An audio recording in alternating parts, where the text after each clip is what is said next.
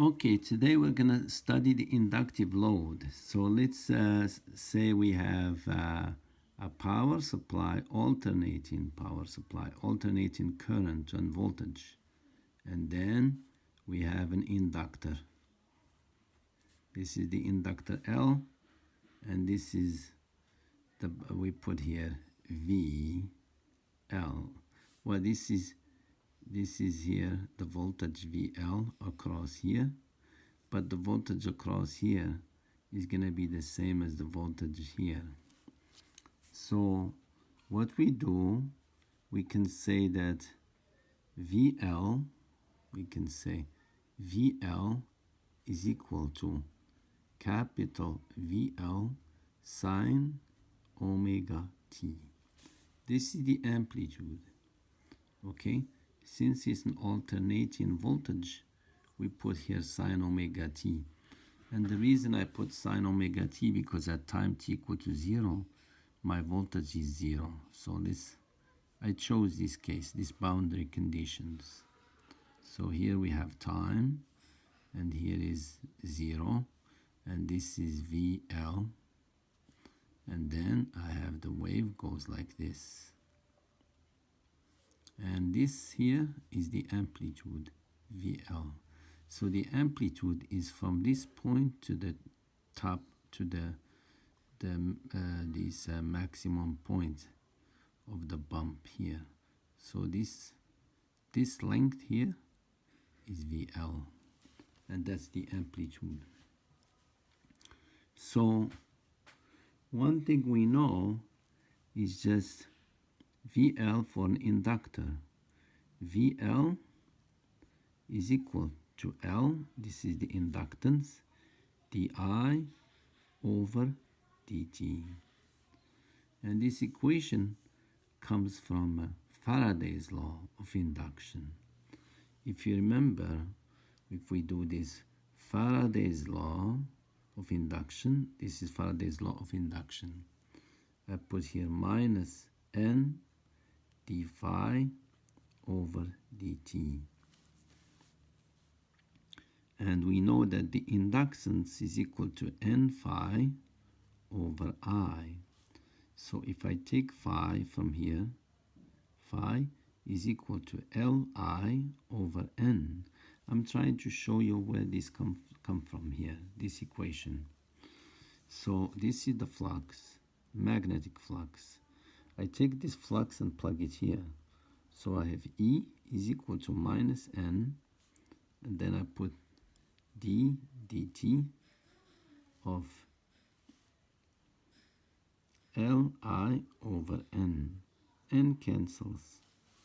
And you can see here that L is constant. Remember, L is constant. So E is equal to minus L di over dt. So you can see we got rid here of a negative minus 1 because we're just looking at the magnitude. Okay? Because remember, this voltage is changing, sometimes positive, sometimes negative, negative, positive, changing. So we just look at the magnitude voltage here. Now, the voltage is across the inductor is this one. So we can say that we can take this and put it here. So let me bring this up a little bit like that so you can see. I'm sorry. So I take this here and then I put it here. So VL sine omega t is equal to L di over dt. I know the behavior of the voltage across the inductor. That's how it behaves. Now I need to look at the current. How does the current behave in the inductor? So I need to isolate this current. So di over dt is equal to VL over L sine omega t. Now I put here di I need to isolate the current, is equal to VL over L sine omega t dt. Now, let's take the integral because I need the current here. I get I is equal, the current I is equal. VL, remember, this is an amplitude, VL. This big capital VL is amplitude, so it's constant. L is constant, depends only on the dimensions. It depends on the area, the number of loops, and the length of the solenoid. So VL comes out, L comes out, but then we have to integrate sine omega t dt. This will give me VL over L, and then the integral of sine is minus cosine. Put minus here, omega comes out, and then I put cosine omega t. Now, these minus cosine omega t is equal to sine omega t minus 90 degrees. Let's see if this is true. So I put here sine omega t cosine 90 minus cosine omega t sine 90. I unfolded this. So I have sine omega t cosine 90 minus cosine omega t sine 90. So this will give me cosine 90, that's 0. This is 0. And sine 90 is 1. This is 1. So this is equal to minus cosine omega t. So this here I can put I is equal. I put here VL, I'm going up here. VL over L omega sine omega t minus 90 degrees. Now, here is the current. And what is the voltage? The voltage is here. Let me put the voltage next to it here. VL is equal to VL sine omega t. Now, here is the voltage. Now, let's pay attention to what's happening. If we look at this equation, this is a sine, doesn't have a unit. This is current, so this is a current too. Current is equal to current. So this is actually I, this is IL. The current, this is small IL. This is the capital IL. This is the amplitude of the current. So I can say that V or IL is equal to VL over L omega. This will give me VL, this is the voltage, is equal to L omega IL. Now look at Ohm's law. Ohm's law, V is equal to RI. This is Ohm's law.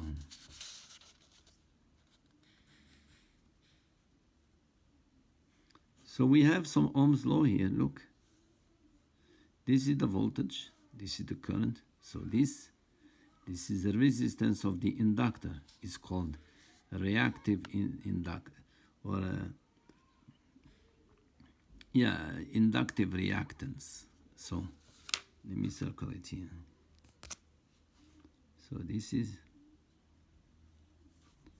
is called inductive reactance.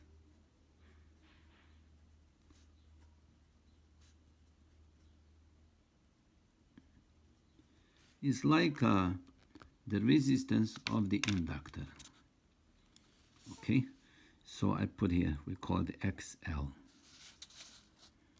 So XL is equal to L omega. But what is omega? It's 2 pi f. L 2 pi f. Now, it's interesting. L is constant, 2 constant, pi constant, but not f. F is variable. So the inner reactance of the inductor depends on the frequency of the signal. If the frequency is so high, the reactance becomes so big, so the inductor hesitates, doesn't try to let the current go through. It's like some resistance. So it's going to allow high voltage because you have a pileup of electron on one side than the other, so you'll get a high voltage. So if the frequency is so low, the inductor reactance will be 0. So if the frequency is so low, the inductor will play the role of a wire. Okay, will be like a wire. I mean, it's like you're having a wire there. Okay, so XL, this is important equation, is equal to L omega.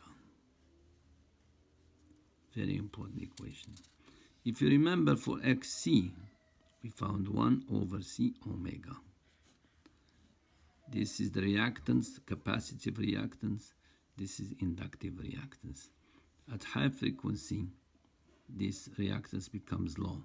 At high frequency, this reactance becomes high. Okay. So now let's go back to the current. Here is the current.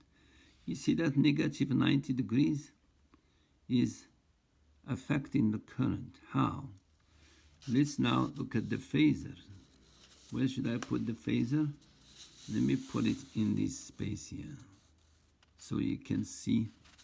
The curve. I put it in this space here. Here I put the phasor. So I go like this. This is VL. This here VL. So VL is variable, but this VL is constant. And there is omega t. So when the voltage is changing, this thing is rotating like that. Okay, so it's rotating. So like I said, we have 4 quadrants, 1, 2, 3, 4. So here we have 1, 2, 3, 4.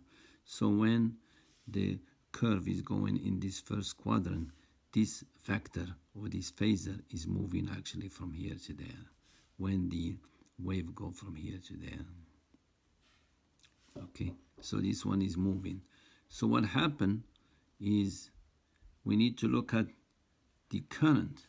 The current, we have that minus 90. So it's minus 90, so we have to draw the phasor for the current. It's going to be minus 90 degrees. So it's going to be here. Remember, you have omega t minus 90. So the current is here. This is IL. Okay? That's IL. Now you can see this guy is rotating and this one is following it, rotating together like that. Now let's see what it means. I have to go to that sine wave here. Yeah, I have to go to that sine wave here. So at time t equal to 0,